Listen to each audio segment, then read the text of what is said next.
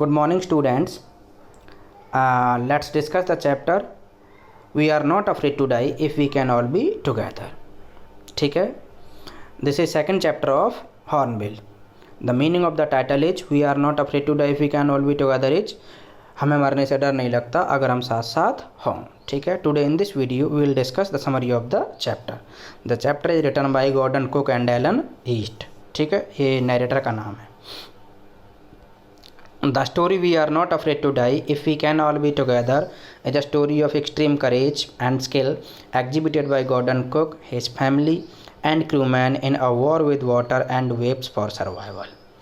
यानी ये स्टोरी है जो एग्जिबिट करती है गॉर्डन कुक, उसकी फैमिली और क्रूमैन के करेज और स्किल को, जो उन्होंने कहाँ पर दिखाया था, वाटर के अंदर और वेव से अपने सर्वाइवल के दौरान एग्जिबिट किया था, यानी प्रदर्शित किया था. ये उसको बताती है कहानी.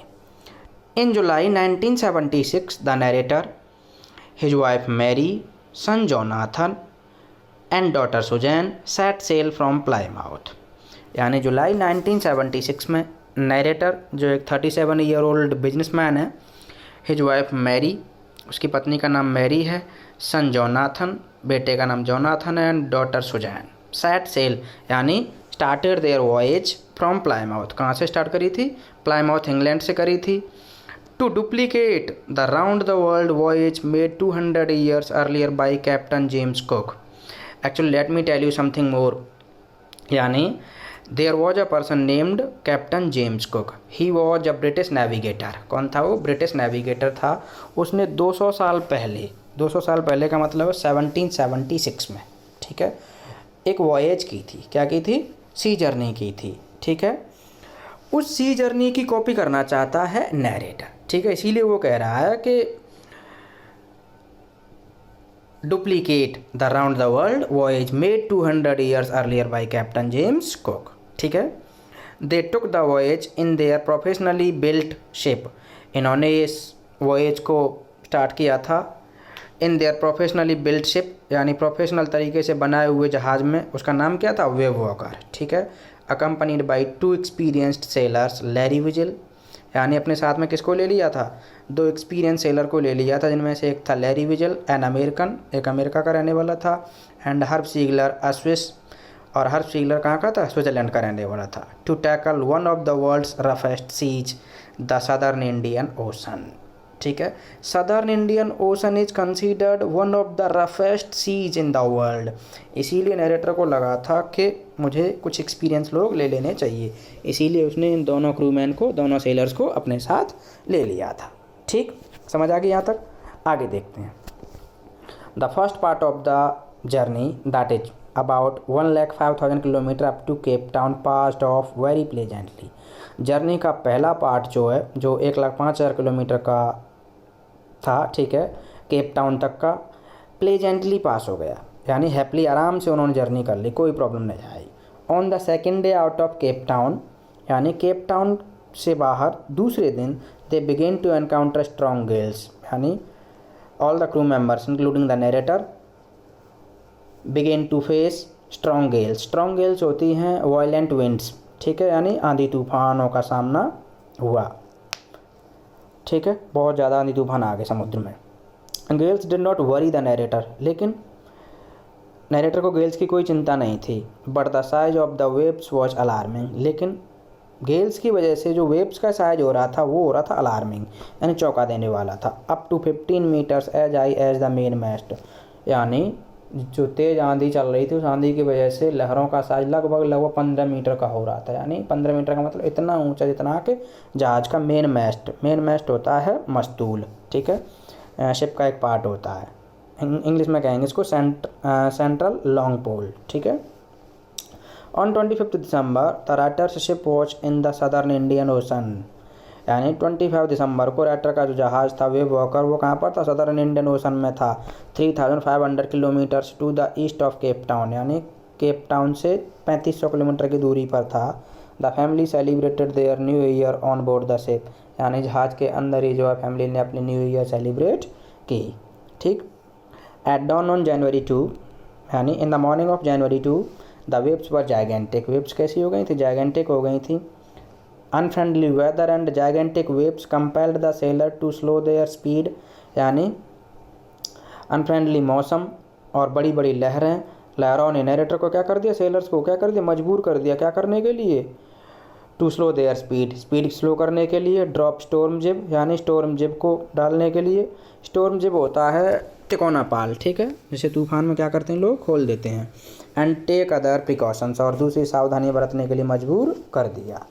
The danger was so obvious that the sailors completed life raft drill, खतरा इतना क्लियर था कि सेलर्स ने अपने आप को कंप्लीट कर लिया था, किससे, लाइफ रेफ्ट से।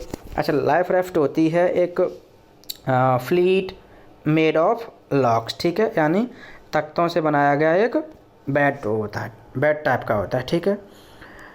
अटैच्ड लाइफ लाइन्स, अपने आप को किससे ज्वाइन कर लिया, किससे अटैच कर लिया, लाइफ लाइन से। लाइफ लाइन का मतलब होता है रस्सियाँ। एंड लाइफ जैकेट्स, और क्या पहन ली, लाइफ जैकेट पहन ली।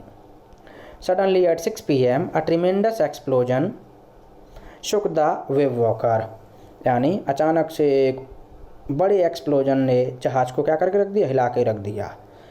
And the author was thrown overboard, और ऑथर को जो जहाज़ से नीचे पानी में फेंक दिया। The ship was about to capsize, यानी जहाज़ जो पलटने ही वाला था। When another gigantic wave hit it, तभी अचानक से क्या हुआ, एक और विशाल सी, जाइगेंटिक का मतलब होता है एनॉर्मस, विशाल सी वेव आई और उससे टकराई और उसको क्या कर दिया, tossing it upright once again, और एक बार फिर से जहाज़ को अपराइट कर दिया, यानी सीधा कर दिया। The author was throne back into the deck, फिर से उसी लहर ने जो है डायरेक्टर को कहाँ पर फेंक दिया, जहाज़ की छत पर फेंक दिया। डेक का मतलब जहाज़ की छत। His head and ribs smashing against the walls, यानी जहाज़ की जो वॉल्स थी उनसे उसका सिर और रिब्स क्या हो गई थी, टकरा गई थी और स्मैश हो गई थी, ठीक है। In spite of his injuries the narrator took charge of the situation, यानी इंजरी होने के बावजूद भी नरेटर ने जो है क्या कर लिया, took charge of the situation.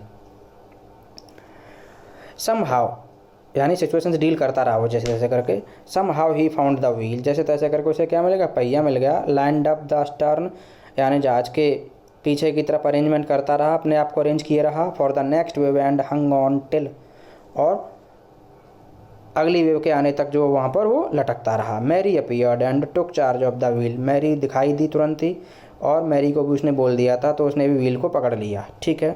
Larry and Herb started pumping out water like madman, Larry और हर्ब जो है पागलों की तरह पानी को जहाज से बाहर निकाल रहे थे पंप के through.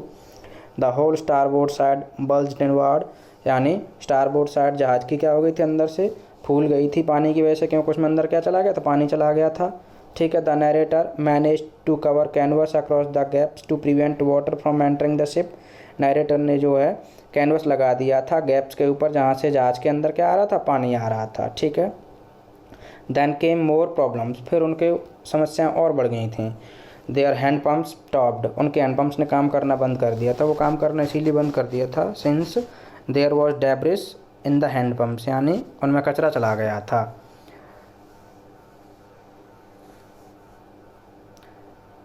And electric pump short circuited, और उनके इलेक्ट्रिक पम्प के साथ क्या हुआ था, वो शॉर्ट सर्किट हो गए थे, यानी जल गए थे। Fortunately the narrator found the spare electric pump, किस्मत से नरेटर को एक और इलेक्ट्रिक पम्प मिल गया था अंडर द चार्ट रूम के अंदर, दैट वर्कड, जिसने काम किया था फाइनली।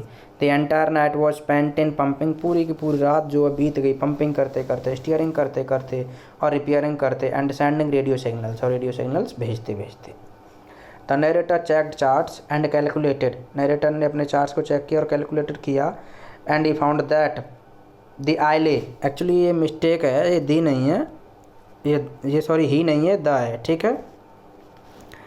आइले Amsterdam a French scientific base was their only hope, वो उनकी बचने की एकमात्र होप थी, ठीक है, क्योंकि उनके चारों तरफ क्या दिख रहा था, पानी पानी दिख रहा था। यही एकमात्र आइलैंड था जो 65 किलोमीटर के समथिंग का था, ठीक है, देख लेना एक बार और।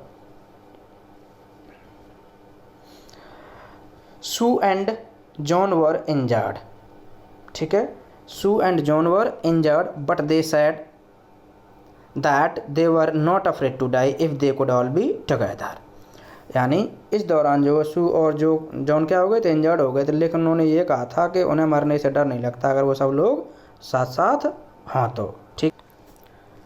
Sorry students, by mistake I said 65 square kilometer. Actually the length and breadth of the Isle Amsterdam is 55 square kilometre, ठीक है। तो आप ध्यान रखना 55 है, 65 नहीं है, वो बाई मिस्टेक निकल गया था मेरे से। Let's begin now. Shoes head was swollen and she had a deep injury, ठीक है। यानी शू का हेड सूज गया था and she had a deep injury, उसके डीप इंजरी हो गई थी। The narrator became more determined, narrator जो है मोर डिटरमाइंड हो गया था। सीइंग एज चिल्ड्रंस करेज, अपने बच्चों के अदम साहस को देख करके। फाइनली दे रीच्ड आइले एम्स्टर्डम, ये लाई नहीं है बेटा, ये आइले है, ठीक है, थोड़ी सी मिस्टेक है। ILE, Ile Amsterdam a volcanic island where they were welcomed by 28 inhabitants, जहाँ पर उनका स्वागत किया गया था 28 इनहेबिटेंट्स के द्वारा। ये वही एम्स्टर्डम है जिसका मैंने ऊपर रेफरेंस दिया था। 55 स्क्वायर किलोमीटर है, ठीक है, जहाँ पर 28 इनहेबिटेंट्स ने, इनहेबिटेंट्स का मतलब रेजिडेंट्स ने, नरेटर, क्रूमैन और उसकी फैमिली का क्या किया था, वेलकम किया था। Thus the collective strength and never failing optimism, इस तरीके से कलेक्टिव स्ट्रेंथ और नेवर फेलिंग ऑप्टिमिज्म यानी कभी न फेल होने वाली आशावादिता सेलर्स की, made it possible for them to come out of the jaws of death, इस चीज़ को पॉसिबल बनाया कि वो जो मौत के मुंह से बाहर आ सके, ठीक है। Though Jonathan and Suzanne did not do anything to save Wavewalker, हालांकि जोनाथन ने सुजैन ने वे वॉकर को बचाने के लिए कुछ भी नहीं किया था। बट देयर करेज फॉरबियरेंस, लेकिन उनका साहस, उनका फॉरबियरेंस यानी patience, faith and optimism gave extra strength and persistence to the narrator and his team, narrator और उसकी टीम को एक एक्स्ट्रा स्ट्रेंथ भर दी थी उन लोगों ने। The bravery of the strong will children is note वर्दी इन द स्टोरी, ठीक है, यानी स्टोरी के अंदर बच्चों की जो विल पावर है वो नोटवर्दी है, ठीक। So this was the summary of the chapter, fine.